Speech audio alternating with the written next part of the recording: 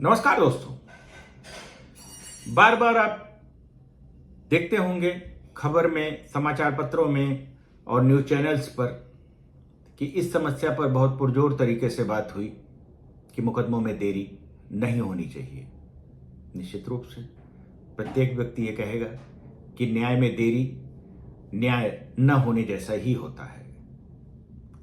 तो फिर जो भूमि संबंधी विवाद राजस्व न्यायालयों में देखे जाते हैं, उनमें देरी क्यों हो रही है? समस्या उठाना मात्र तो समाधान नहीं है। यह बोल देना मात्र भी समाधान नहीं है कि इसमें देरी नहीं होनी चाहिए। कानून बना देना मात्र भी समाधान नहीं है। समाधान तो सबको मिलकर करना होगा और सबसे बड़ी जिम्मेदारी पीठासीन अधिकारी की होती है। नियम बाकायदे बनाए गए हैं।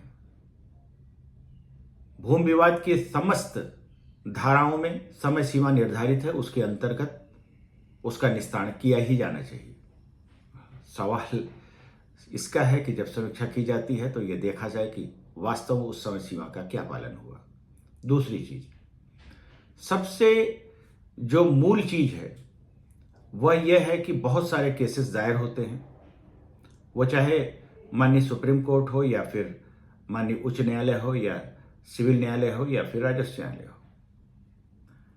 उन सभी मुकदमों को प्रथम पेशी पर ही पीठासीन अधिकारी के द्वारा यह देखे जाने की आवश्यकता है कि वास्तव में उस मुकदमे में कोई गंभीरता है, चलाए जाने की आवश्यकता है, या फिर यह अनावश्यक रूप से दूसरे को परेशान करने के लिए सिर्फ प्रस्तुत किया जा रहा है।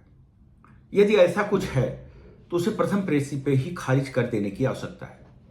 इससे जहां एक तरफ हमारे जो फालतू में बढ़ते हुए मुकदमे हैं उनकी संख्या कम हो जाएगी, वहीं दूसरी तरफ जो भी मुकदमे सामने आएंगे उसमें गंभीरता से उसको देखा जाएगा। दूसरी चीज, पीठासीन अधिकारी को यह ध्यान देने की आवश्यकता है कि जो कुछ भी समय सीमा निर्धारित है उसके अंतर्गत उसे मुकदमे का निस्तारण कर देना है।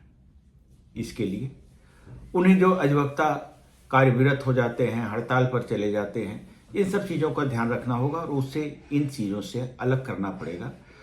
उनके बार के साथ बैठक करके उन्हें बताना होगा कि हम इससे अलग नहीं जा पाएंगे। आप आते हैं तो ठीक है, अन्यथा आपका क्लाइंट आए, हम उसको सुनकर फैसला कर देंगे। राजस्व न्यायालय में वैसे भी बहुत ज़्यादा मौखिक कार्रवाई या मौखिक बहस की आवश्यकता होती नहीं है।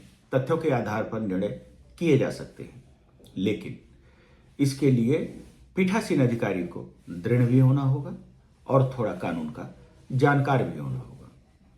तीसरी चीज, अक्सर जिनका पक्ष कमजोर होता है, मुकदमों में उनके भागने की प्रवृत्ति होती है, उनके अधिवक्ता बार बार किसी न किसी बहाने से मौका लेते रहते हैं।